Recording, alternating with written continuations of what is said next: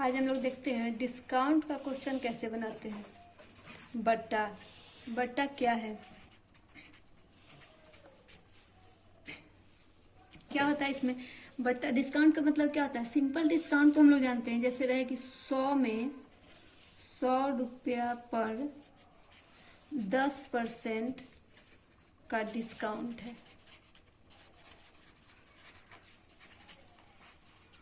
10% का डिस्काउंट है। इतने कितना का डिस्काउंट है, 100 का लिखेंगे हम लोग 10/100। 10 रुपया, 100 रुपया में 10 रुपया डिस्काउंट है, तो डिस्काउंटेड प्राइस क्या हो जाएगा। डिस्काउंटेड प्राइस हो जाता है हमारा जो 100 रुपया था मार्क प्राइस अंकित मूल्य, उस पे 10 रुपया डिस्काउंट है, यानी कि 90 रुपया। 90 रुपये यही हमारा डिस्काउंटेड प्राइस हुआ। लेकिन क्वेश्चन में देता है कि दो लगातार बट्टा, जैसे हो कि 10% और 20% की लगातार छूट है। ऐसा क्वेश्चन है, किसी भी सामान पे 10% और 20% की लगातार छूट है। इसका मतलब क्या हुआ, 10% और 20% की लगातार का छूट का मतलब इसको हम 30% का छूट नहीं बोल सकते हैं। 10 + 20 = 30% का छूट नहीं बोल सकते, क्योंकि 10% का छूट और 20% का छूट अलग अलग है, अलग वैल्यू पे दोनों छूट है। अगर किसी का प्राइस, किसी सामान का प्राइस अगर 500 रुपया है, तो 500 का पहले 10% है ये, और जो वैल्यू हमारा आ रहा है यानी कि 50 रुपया इसमें से माइनस हो गया, तो वैल्यू कितना आया हमारा, डिस्काउंटेड प्राइस क्या हो गया 500 और -50 बराबर कितना 450 हुआ। अब ये 450 पे 20% ये अप्लाई होगा, ये वाला डिस्काउंट।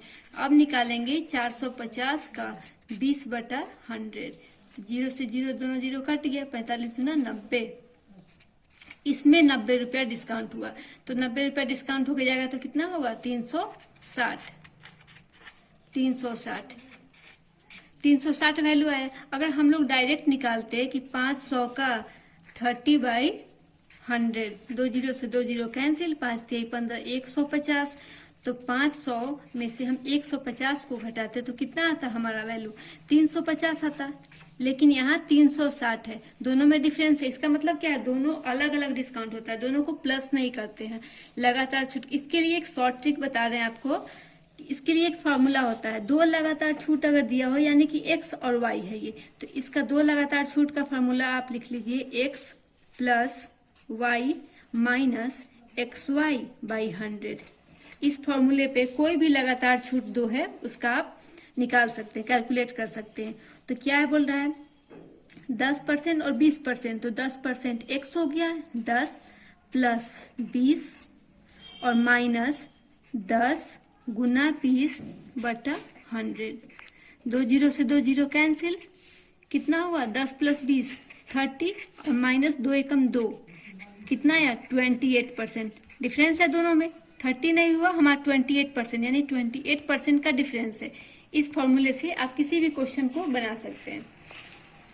जैसे क्वेश्चन रहेगा हमारा, किसी वस्तु का मूल्य कितना प्रतिशत बढ़ाकर अंकित किया जाए कि अंकित मूल्य पर 20%, 10% की क्रमिक छूट देने के बाद भी 8% का लाभ हो।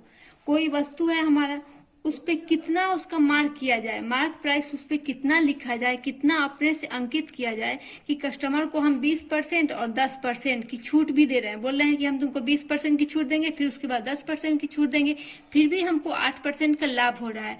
तो कैसे निकालेंगे इसका, उसी फार्मूले से जाएंगे, x + y - xy/100।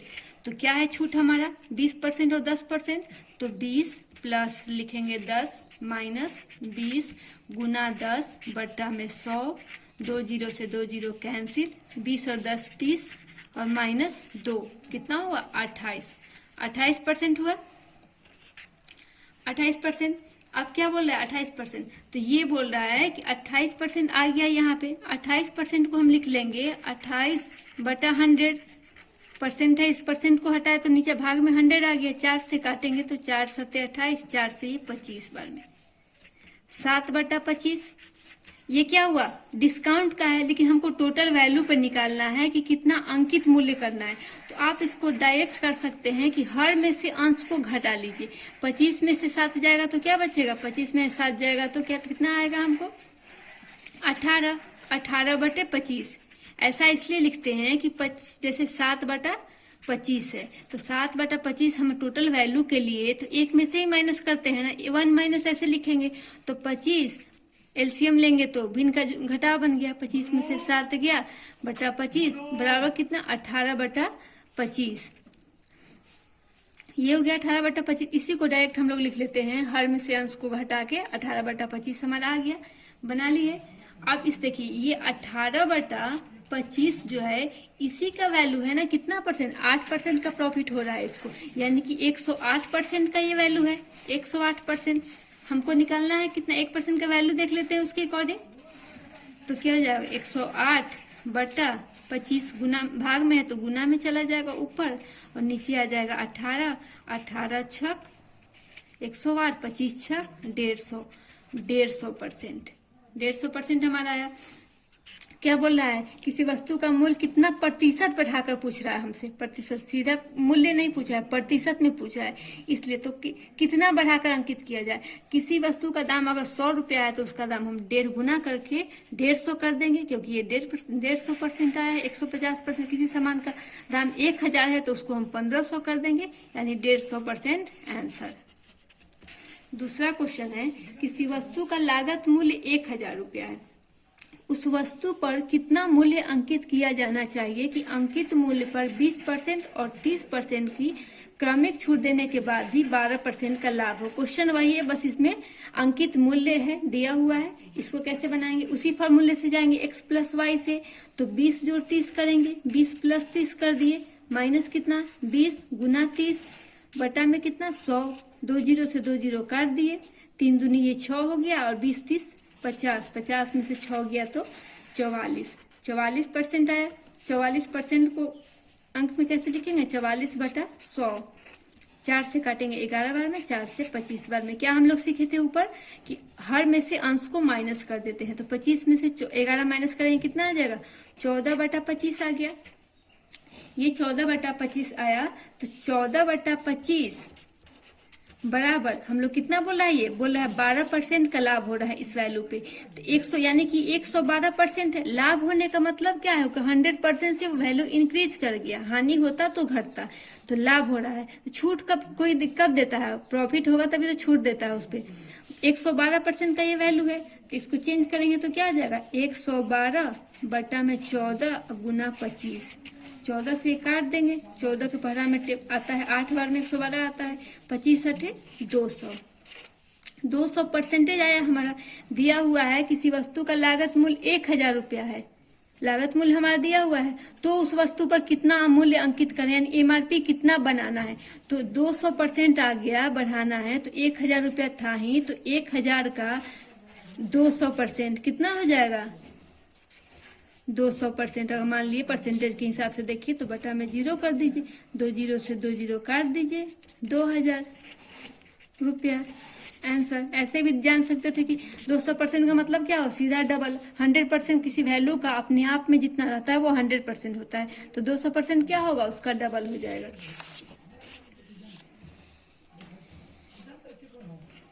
बोल रहा है किसी वस्तु का लागत मूल्य 5000 रुपया है, उस वस्तु पर 10%, 30% तथा 40% के क्रमिक छूट पर बेचा जाता है, तो वस्तु का क्रय मूल्य क्या है। इसमें क्या है, इसमें बोल रहा है 3 लगातार छूट दे रहा है, उसमें 2 था तो वो फॉर्मूला यूज करते थे, इसमें 3 दे रहा है, तो क्या करेंगे, एक ही दाम क्या है, लागत मूल्य मालूम है हमको, उसी पे छूट देगा ना, तो 5000 रुपया गुना पहले में कितना 10% का छूट दे रहा है, तो 10% छूट दे रहा है, यानी कितने में बेच रहा है, 100% में बेचता तो कोई छूट नहीं देता, 10% छूट है, इसका मतलब क्या है, कोई 90% वैल्यू में बेच रहा है, तो 90/100 कर देंगे, गुना दूसरी बार में 30% छूट दे रहा है, यानी कितना में 70% में बेच रहा है, तो 70/100 कर देंगे। तीसरी बार कितने में बेच रहा है, वो 40% का छूट दे रहा है, यानी कि कितना 60% में बेच रहा है, तो 60/100। हम डायरेक्ट किस लिए लिखे, क्योंकि पहली बार में दिया तो 5000 का ही 90% में बेचा ना, 90%। तो 5,000 का जो 90% वैल्यू आएगा उसी पे ना फिर से 30% छूट देगा, फिर से 5,000 पे तो नहीं जाएगा।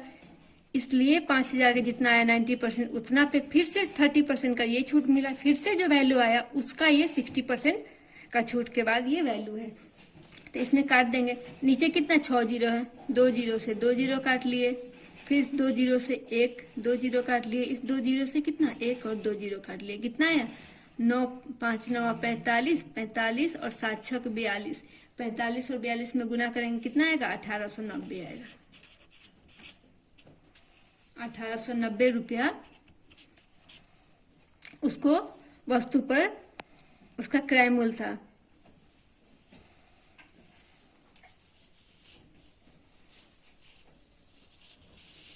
देखिए क्वेश्चन है 20% तथा 35% की क्रमिक छूट के बाद एक वस्तु को 50,700 में बेचा जाता है, तो वस्तु का अंकित मूल्य क्या है।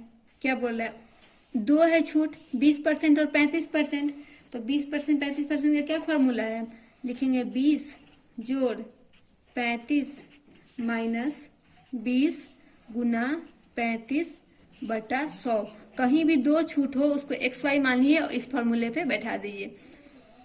काट देंगे 20 50 100, अब 5 7 35, क्या आया 20 और 35 55 और माइनस कितना 7, कितना आएगा घटा के 55 में से 7 गया तो 48, ये आ गया 48%।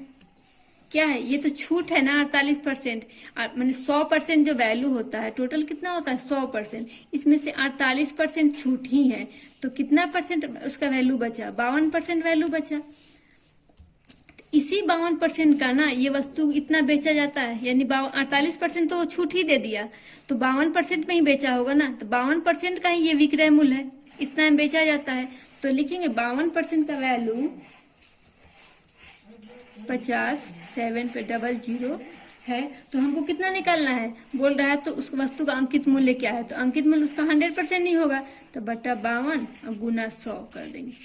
काटेंगे, क्या चीज से कटेगा 13 से कट जाएगा, देखते हैं 13 चौका 52 और 13 तिया 39 40, 11 बचा इधर से और 1 7 बचा, 117 हो गया, 13 9 117, 00 तो है ही, 4 से अगर हम काटेंगे तो 4 9 36, 3 पर 0 बचा, 4 7 28, 2 पर 0 बेटा, 4 5 20, 9 7 5 00, इतना इसका ये आंसर आया।